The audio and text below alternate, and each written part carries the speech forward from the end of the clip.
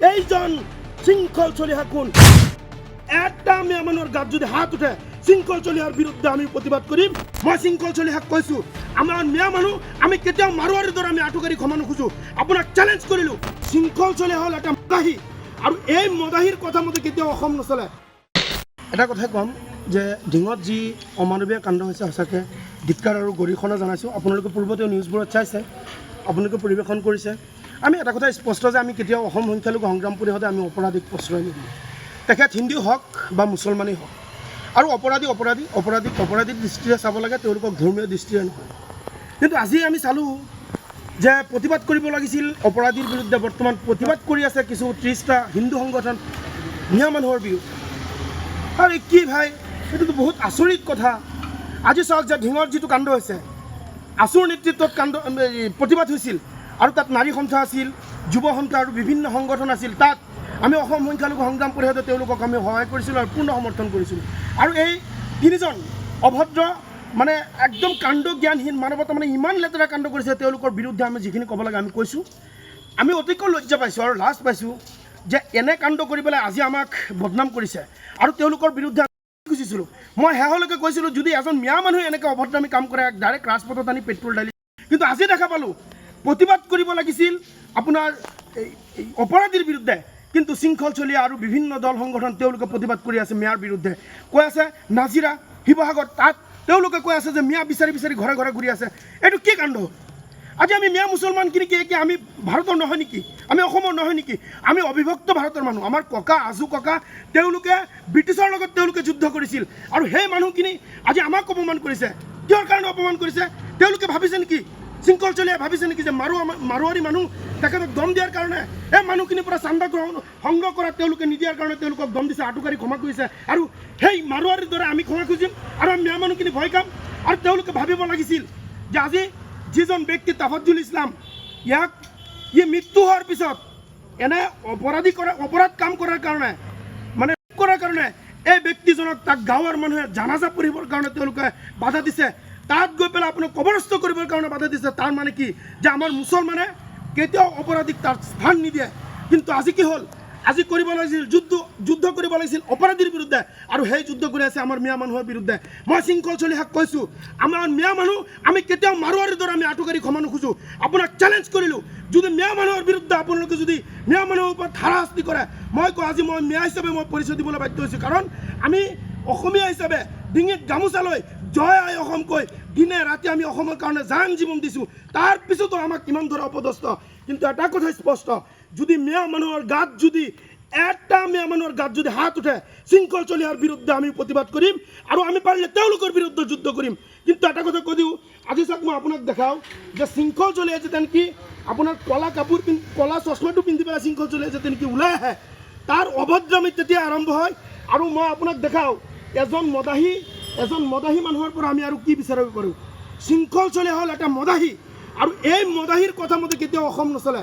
আমি অসমৰ মাজত হিন্দু মুছলমান আমি ঐক্যবদ্ধ হিচাপে থাকোঁ।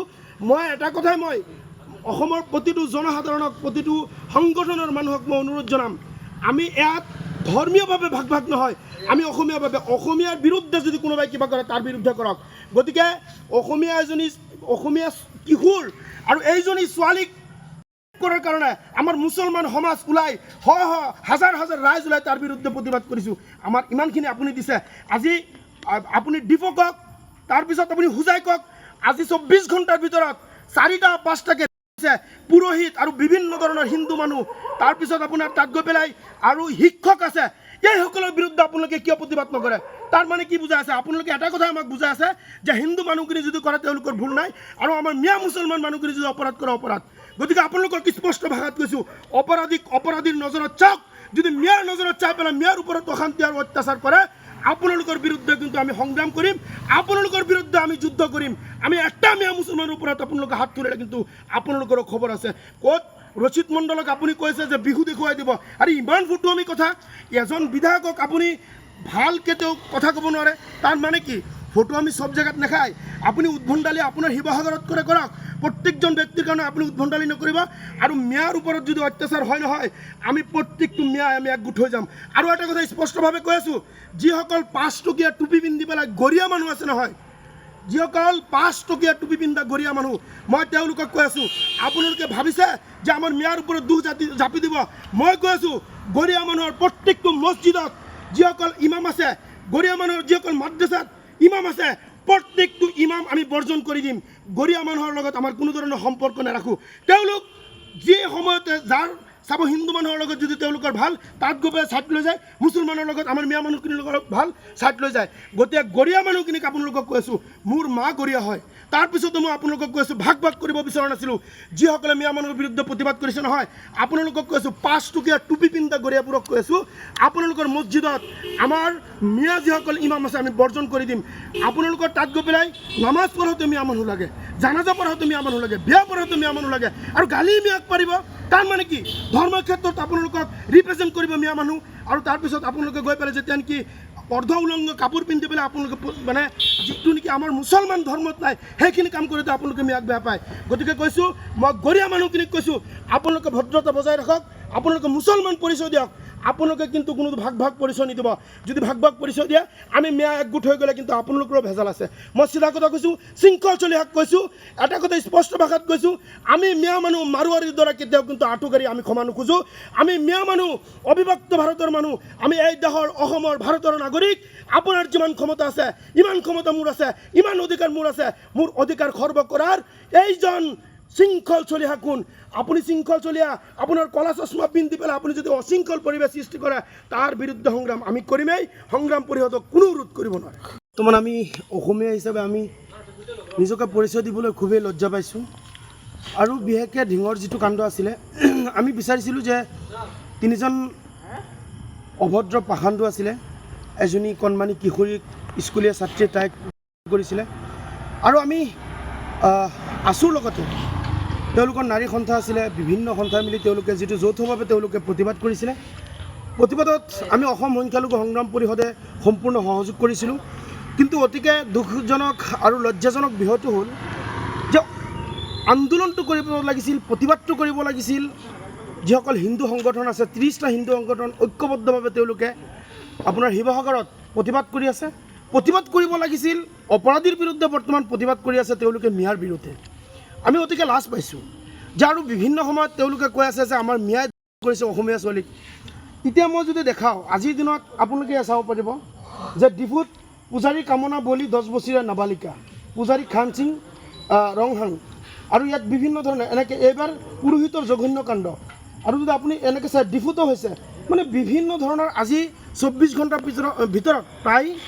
4-5টা কাণ্ড হৈছে আৰু গোটেইকেইটা কাণ্ডই কৰিছে হিন্দু মানুহ গতিকে আমি এটা কথা স্পষ্টভাৱে আমি ক'ব বিচাৰোঁ যে অপৰাধীৰ কোনো ধৰ্ম হ'ব নোৱাৰে গতিকে আজি চালোঁ অতিকে লজ্জা লাগিছে আমি লাজ পাইছোঁ শৃংখল চলিহাৰ নিচিনা এজন মানুহ কি অসম বুলি তেওঁলোকৰ এটা সংগঠন আছে গতিকে কি সেনা অসম গতিকে এই দুজন ব্যক্তিয়ে তেওঁলোকে কৈ আছে মিয়াক খেদিব আজি চাইছোঁ যে আটাচু আপোনাৰ শিৱসাগৰ আৰু বিভিন্ন জেগাত গৈ পেলাই নাজিৰাত গৈ পেলাই তেওঁলোকে মিয়া খেদাৰ কাৰণে শ্লোগান দি আছে ঘৰে ঘৰে গৈ পেলাই মিয়া খুজি আছে মিয়া দেখি আছে তেওঁলোকক তাৰ পৰা খেদিব গতিকে এনেধৰণৰ মানে যিটো কাণ্ড আৰম্ভ হৈছে অসমত গতিকে আমি এজন অসমীয়া হিচাপে আজি পৰিচয় দিবলৈ আমি লাজ পাইছোঁ আমি লজ্জা পাইছোঁ আমি এটা কথা স্পষ্ট ভাষাত শৃংখল চলিয়াক মই ক'ব বিচাৰিছোঁ আপুনি যি কলা চশমাটো লগোৱাৰ পিছত যে আপোনাৰ এটা অভদ্ৰামী চৰিত্ৰ এই অভদ্ৰামী চৰিত্ৰ আপুনি বাদ দিয়ক অন্যথা আমি অসম সংখ্যালঘু সংগ্ৰাম পৰিষদে আপোনাৰ বিৰুদ্ধে গোচৰ দিম কাৰণ আমি অবিভক্ত ভাৰতৰ মানুহ হয় আমাৰ ককা আজু ককা আমাৰ গোটেই মানুহ এই ভাৰতবৰ্ষৰ মাজত তেওঁলোকে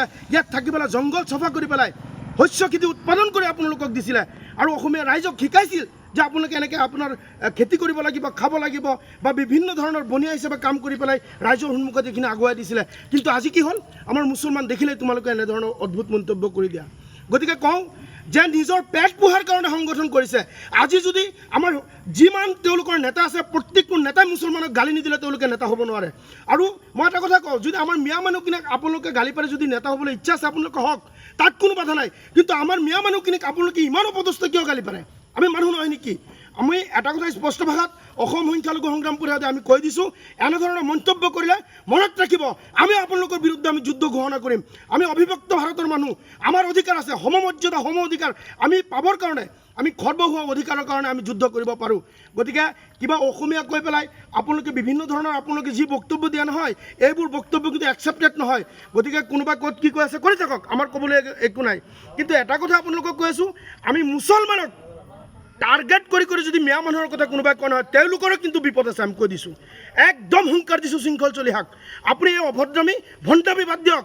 আপুনি জানো যদি মিয়া মানুহক গালি নিদিয়ে আপোনাৰ ৰাতি হ'লে আপোনাৰ ভোজন পূৰণ নহ'ব। আৰু মিয়া মানুহক গালি দিলে যে বিজেপিৰ পৰা আপুনি ধন ঘটিব পাৰিব, এইটো সঁচা কথা। কিন্তু আমাৰ মিয়া মানুহখিনিক অপদস্থ কৰি অপমান কৰি পেলাই আপোনালোকে কোন যুক্তিত টকা কামাব? কামাক ইনকাম কৰক, আপোনালোকে সংগঠন কৰি চান্দা কৰি পেলাই ক'ত কি কৰে। আৰু এটা কথা মই কৈ দিওঁ, আমি মিয়া মানুহ হয় ভাই। এতিয়া অসমীয়াৰ লগত আমি অটো বাদ দিলোঁ, আমি মিয়া। আৰু এই মিয়া মানুহ কিন্তু কেতিয়াও মাৰোৱাৰী নহয়। আমি মিয়া মানুহ কিন্তু কেতিয়াও আঁঠুকাৰি আপোনালোকৰ ওচৰত ক্ষমা নোখোজোঁ, চেলেঞ্জ কৰিছোঁ, মৃত্যু হৈ যাম। সংগ্ৰাম পৰিষদৰ পৰা মই কৈ দিছোঁ, আমি মিয়া মানুহ কিন্তু মাৰোৱাৰীৰ নিচিনা আপোনালোকৰ ওচৰত গৈ পেলাই আঁঠুকাৰি আমি ক্ষমা নোখোজোঁ। গতিকে আপোনালোকে ক'ৰ পৰা মিয়া উঠাই সেইটো আমি চাই দিম। কিন্তু মিয়া মানুহৰ ওপৰত কৰা অপদস্থ প্ৰত্যেকটো অপদস্থৰ প্ৰতি উত্তৰ আমি সংগ্ৰাম পৰিষদে দিম। একদম চিধা কথা কৈ দিছোঁ, আপোনালোকে যিমান কথা ক'ব প্ৰত্যেকটো কথাৰ শৃংখল চলিহাৰ প্ৰতি উত্তৰ সংগ্ৰাম পৰিষদৰ পৰা পাব। অভদ্ৰামী ভণ্ডামী ফটুৱামী আৰু যিখিনি কাম কৰিছে নহয়, প্ৰত্যেকটো কামৰ প্ৰতি উত্তৰ দিম। ফাল্টুমি বন্ধ কৰিবলৈ সংগ্ৰাম পৰিষদৰ তৰফৰ পৰা শৃংখল চলিহাক আমি সকীয়াই দিছোঁ।